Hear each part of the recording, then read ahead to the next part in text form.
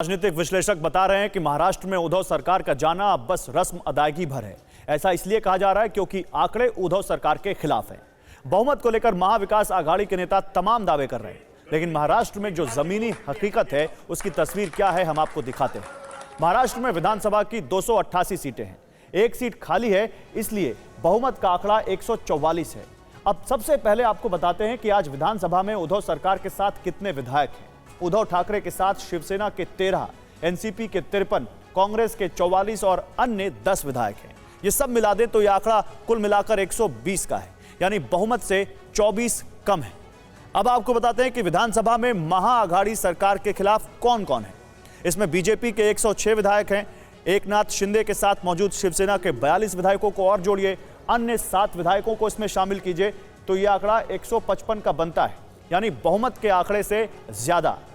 यह आज की जमीनी हकीकत है। शिवसेना के विधायक लगातार उद्धव का साथ छोड़ रहे हैं, इसलिए हो सकता है कि चंद घंटे बाद उद्धव के साथ खड़े विधायकों की सदस्यता और कम हो जाए। आगे बढ़ते हैं और बात शिवसेना की करते हैं। शिवसेना में पहली बार बगावत नहीं हुई है। इससे पहले भी शिवसेना के नेता बागी हुए हैं, लेकिन जिस अंदाज में इस बार बगावत से डील करने का अंदाज है वो अलग है। आज शिव सैनिकों को बाला साहेब ठाकरे की याद आ रही है। बाला साहेब की राजनीति का अंदाज याद आ रहा है। कभी शिवसेना से बगावत करने वाले नेताओं को मुंबई में घुसने के लिए मशक्कत करनी पड़ती थी, और आज दौर यह है कि उद्धव विधायकों से लौटने की अपील कर रहे हैं। इसलिए सवाल उठ रहे हैं कि क्या शिवसेना में और ठाकरे परिवार में पहले जैसा दमखम नहीं रहा।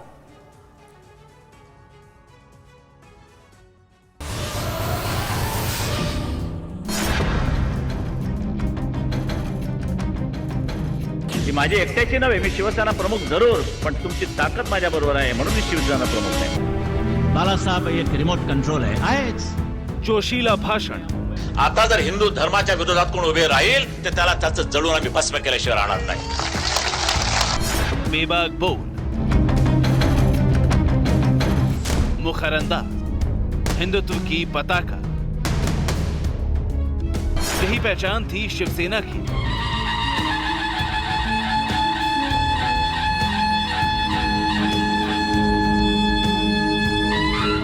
यही पहचान थी बाला साहेब ठाकरे की। आता सहिष्णुवादी राहता येणार नाही, सहिष्णुपणा आमचा संपला, जळून तो खाक झालेला है। जिनके परिचय की पताका आज भी ये बताने के लिए काफी है कि उनके नाम के बगैर मुंबई का नाम ही अधूरा था। लेकिन अब वक्त बदल चुका है, सियासत बदल चुकी है, सियासी समीकरण बदल चुके हैं। बदली शिवसेना की एक तस्वीर बुधवार को मुंबई में देखने को मिली, जब शिवसेना प्रमुख और महाराष्ट्र के मुख्यमंत्री उद्धव ठाकरे सरकारी आवास वर्षा से बोरिया बिस्तर बांधकर मातोश्री लौट गए। उद्धव ठाकरे के समर्थकों की भीड़ है, नारेबाजी है, शहर शहर चस्पा पोस्टर है, लेकिन वो जोश नहीं है, वो अंदाज नहीं है जिसके लिए शिवसेना जानी जाती है। बागियों के तेवर के आगे उद्धव ठाकरे नरम है। तभी ठोकशाही की राजनीति करने वाली शिवसेना अब अपील कर रही है। सुरतला जाऊन बोलण्यापेक्षा, आणखीन कुठेतरी जाऊन बोलण्यापेक्षा सरळ समोर यायचं आणि सांगायचं की उद्धवजी, तुम्ही कारभार करायला नालायक आहात, हे कोविडच्या काळातले टॉप 5 वगैरे सोडून द्या, आम्हाला तुम्ही मुख्यमंत्रीपदी नको। ठीक आहे, चला मी उठतो। आणि आज सुद्धा मी तुम्हाला सांगतो, जर त्याच्यापैकी एकाही आमदाराने समोर येऊन मला सांगितलं किंवा जर त्यांनी स्टेटमेंट दिलं की उद्धव ठाकरे मुख्यमंत्री पदावरती नकोत, तर मी आत्ता मुख्यमंत्री पदाचा राजीनामा द्यायला तयार आहे। इतिहास के पन्नों में देखें तो महाराष्ट्र की राजनीति में बाला साहेब ठाकरे उगते हुए सूरज की तरह थे। मराठी मानुष की राजनीति को उन्होंने हाथों हाथ लपक लिया था। सियासी ताकत इतनी थी कि वो सरकार बना सकते थे, वो सरकार गिरा सकते थे, वो सत्ता में नहीं रहते हुए भी रिमोट से सरकार और समाज दोनों को कंट्रोल करते थे। कांग्रेस और एनसीपी हमेशा से शिवसेना सुप्रीमो रहे बाला साहेब ठाकरे के निशाने पर रहते थे। प्रत्येक शिवसैनिकाच्या हातामध्ये मला स्टेनगन द्यावीच लागेल, जिथून मिळेल तिथून मी घेईन, पण मात्र त्या शत्रूशी मुकाबला केल्याशिवाय सस्त बसणार नाही। लेकिन कुर्सी के मुंह में सियासत के बदले समीकरण को देखिए, बिगड़ते एजेंडे को देखिए। पिछले 3 सालों में उसी कांग्रेस और एनसीपी की मदद से शिवसेना सत्ता में है। इसे सत्ता का मोह कहें या राजनीति का बदला अंदाज। आज उद्धव ठाकरे बागियों के सामने बेबस नजर आते हैं। ये वही शिवसेना है जो कभी बागियों के घर पर हमला करती थी, बागियों का मुंबई में घुसना मुहाल कर देती थी, लेकिन आज शिवसेना का वो तेवर गायब है। तो आखिर इस वक्त क्यों बाला साहेब ठाकरे और उद्धव ठाकरे की तुलना हो रही है? क्यों आज उद्धव के नेतृत्व वाली शिवसेना को बाला साहेब ठाकरे के नेतृत्व वाली शिवसेना के मुकाबले बेहद कमजोर माना जा रहा है? आखिर क्यों उद्धव के व्यक्तित्व और नेतृत्व को बाला साहेब के मुकाबले बेहद कमजोर माना जा रहा है? ये जानने के लिए हमें इतिहास को खंगालना होगा। इसके लिए हमें सबसे पहले 4 चेहरों को जानना होगा।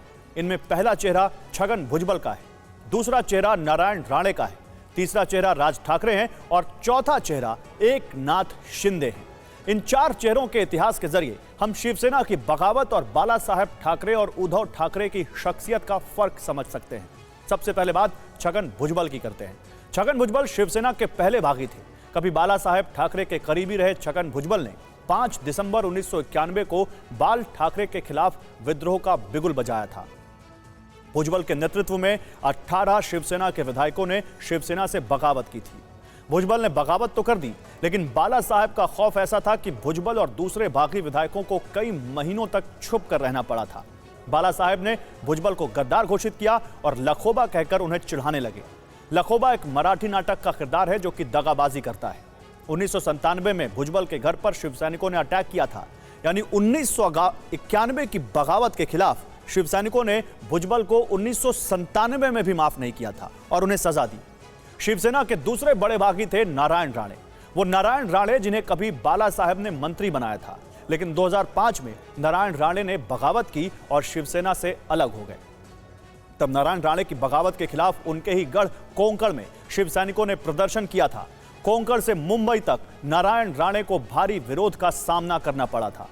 शिवसेना में तीसरी बड़ी बगावत 2006 में हुई थी। तब उद्धव ठाकरे से नाराज राज ठाकरे ने शिवसेना छोड़कर अपनी खुद की राजनीतिक पार्टी महाराष्ट्र नवनिर्माण सेना बनाई। राज ठाकरे खुद ठाकरे परिवार से ताल्लुक रखते थे, इसलिए शिवसैनिकों ने सड़क पर हंगामा नहीं किया। लेकिन तब बाला साहेब का असर इतना था कि शिवसेना का कोई भी दिग्गज नेता राज ठाकरे के साथ नहीं गया, जबकि कभी राज ठाकरे को बाला साहेब ठाकरे का उत्तराधिकारी माना जाता था। और अब शिवसेना में चौथी बड़ी बगावत एकनाथ शिंदे ने की है। एकनाथ शिंदे के नेतृत्व में शिवसेना के आधे से ज्यादा विधायक बागी हो गए हैं। आज एकनाथ शिंदे की बगावत का असर यह है कि महाराष्ट्र के कई इलाकों में एकनाथ शिंदे के समर्थक पोस्टर लगा रहे हैं। एकनाथ के समर्थन में रैलियां हो रही हैं। सीएम उद्धव ठाकरे एकनाथ से अपील कर रहे हैं। ये बाला साहेब ठाकरे और उद्धव ठाकरे के व्यक्तित्व का फर्क है।